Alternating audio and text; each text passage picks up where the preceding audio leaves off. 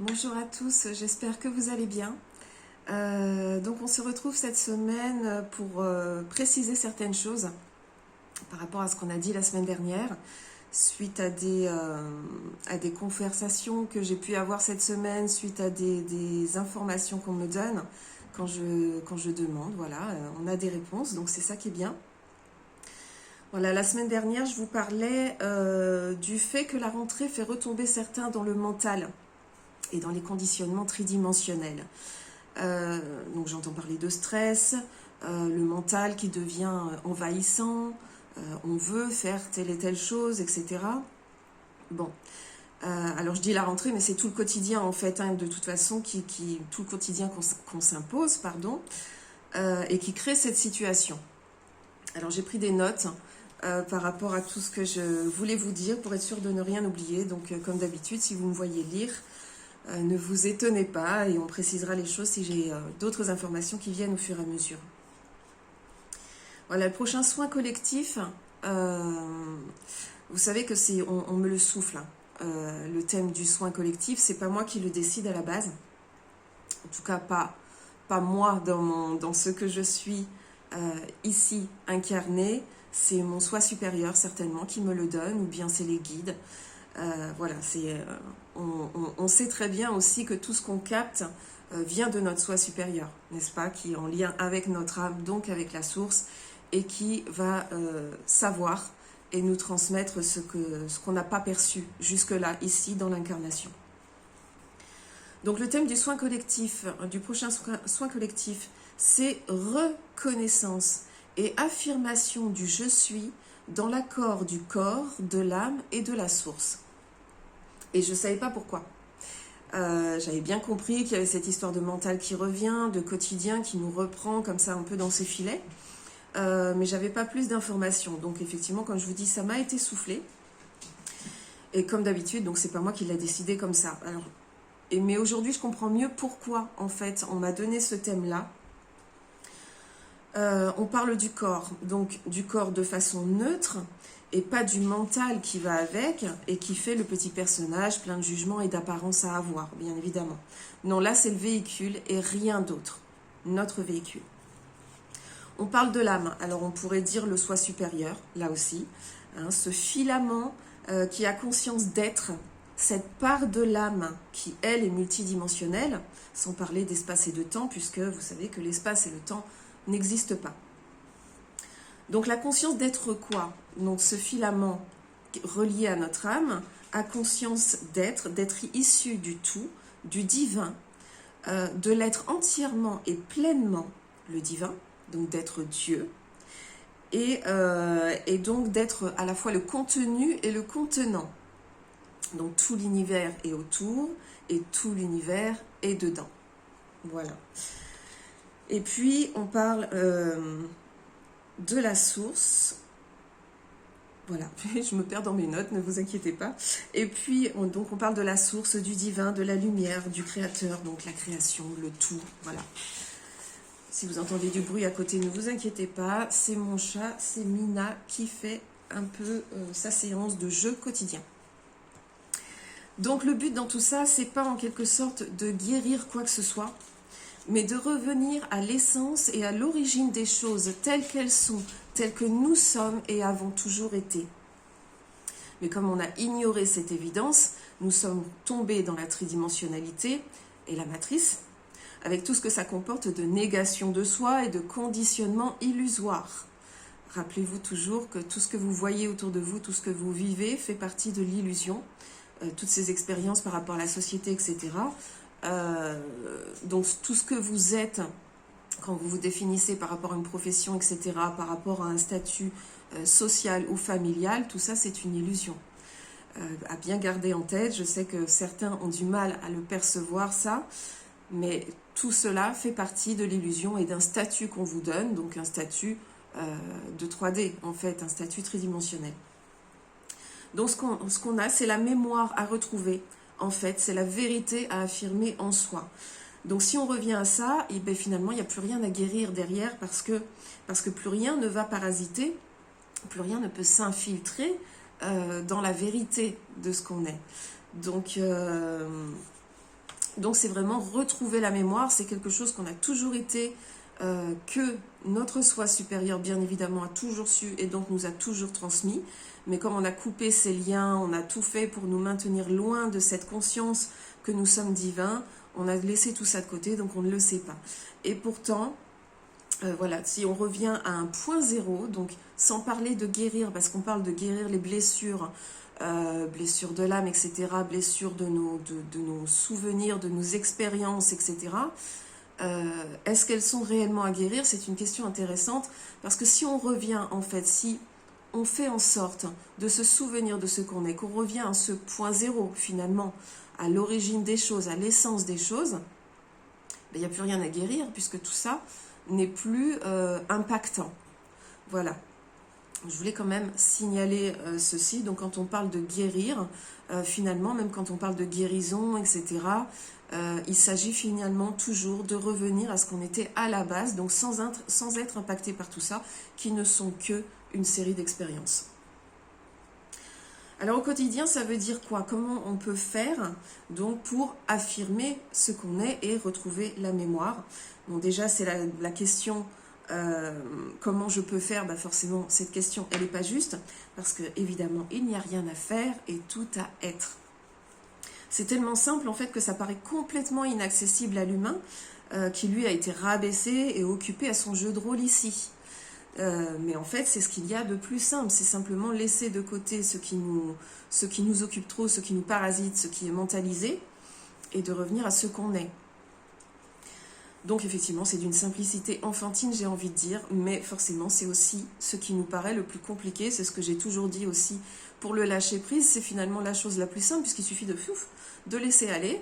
Et en fait, pour l'humain, c'est la chose la plus compliquée, parce que ça veut dire sortir du mental et sortir des conditionnements. Donc pour commencer, vous pouvez revenir à la respiration.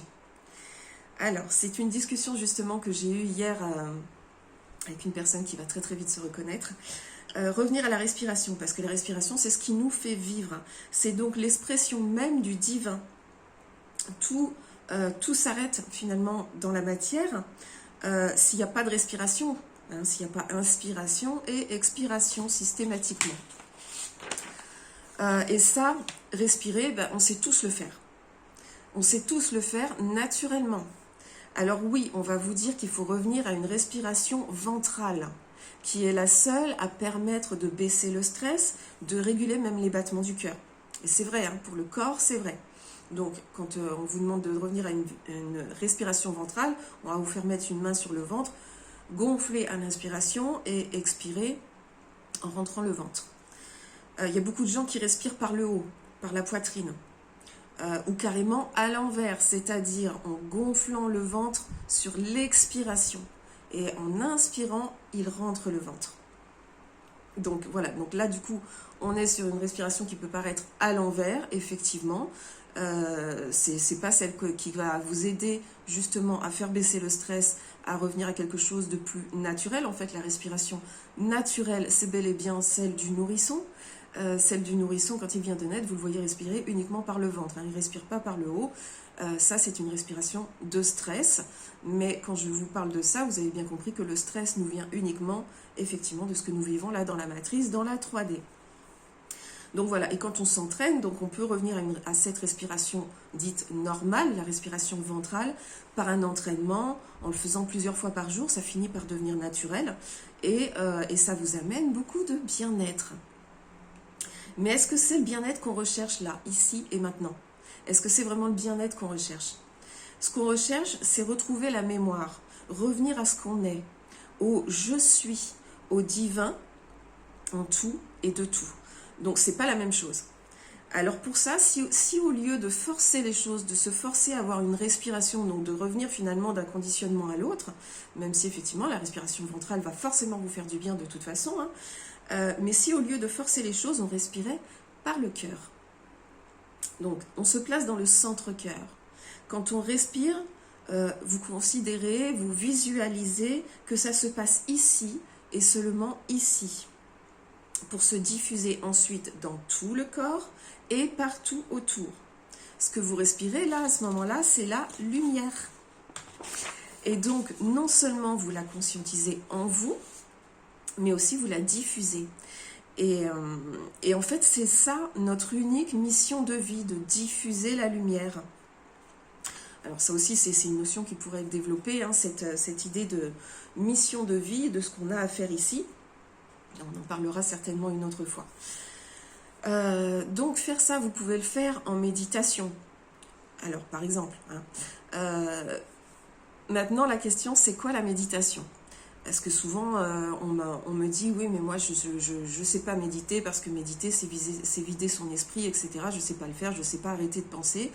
Et il y a d'autres personnes aussi qui vont carrément me dire que la méditation, c'est se poser et réfléchir à un sujet dans le calme.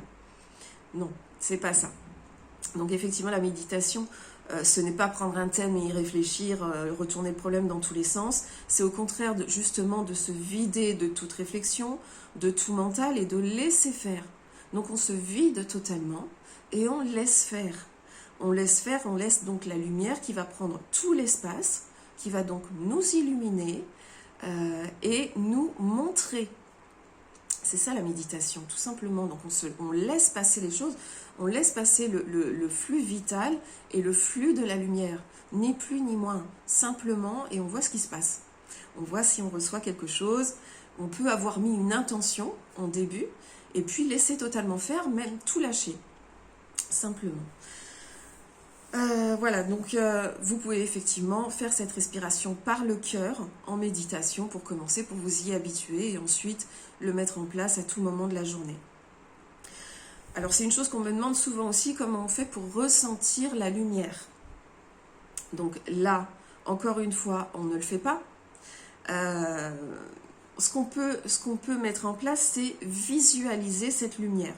Ça veut dire imaginer, utiliser notre imagination, utiliser notre représentation, donc par le corps, pas par le mental, donc par les représentations qu'on peut avoir, donc représentation positive de notre esprit.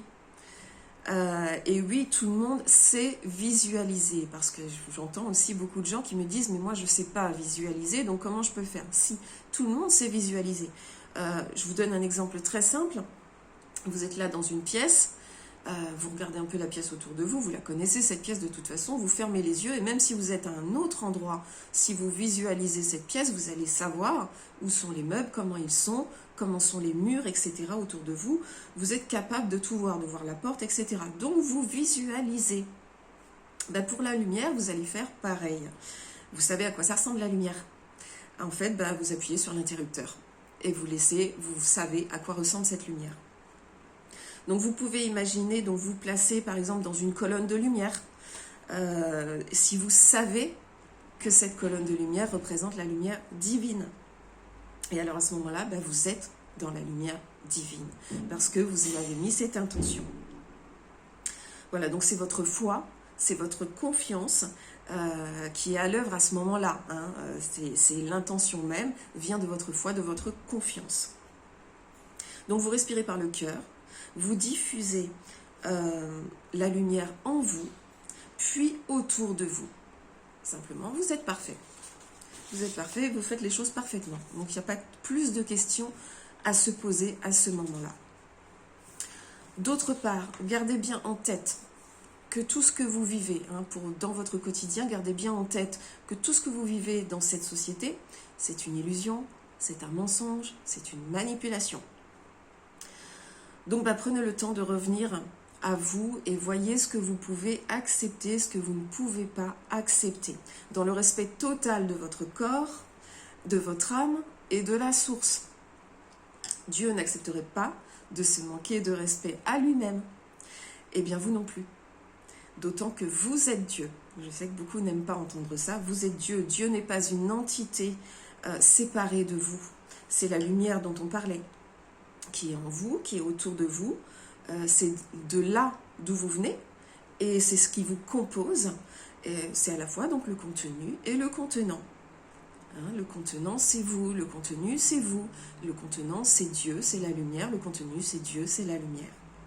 Donc votre corps aussi, et tout ce que vous vivez aussi, est divin.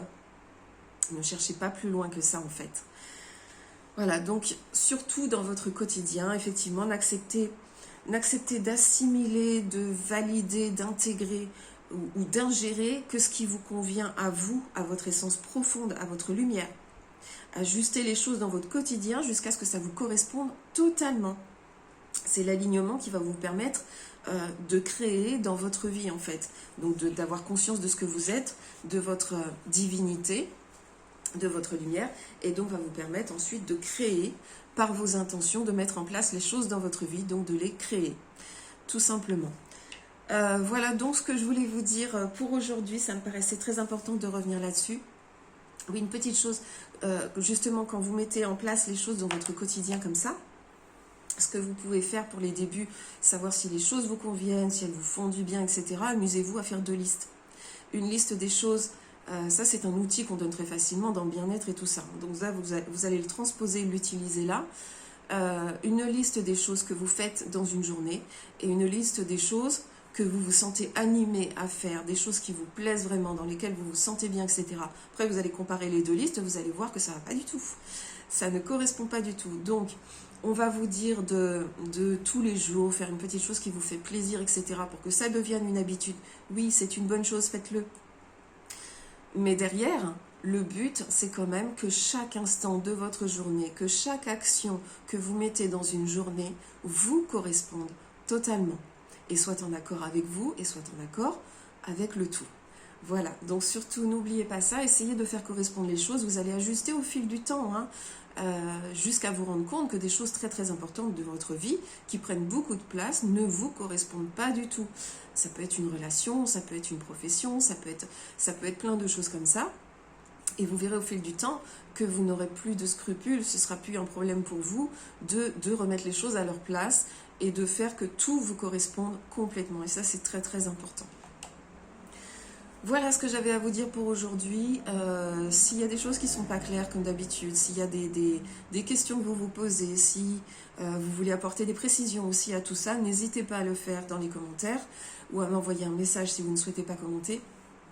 Donc voilà, tout simplement, vous savez, comme d'habitude, l'échange, c'est ce qu'il y a de plus important, c'est ce qui nous permet d'avancer aussi.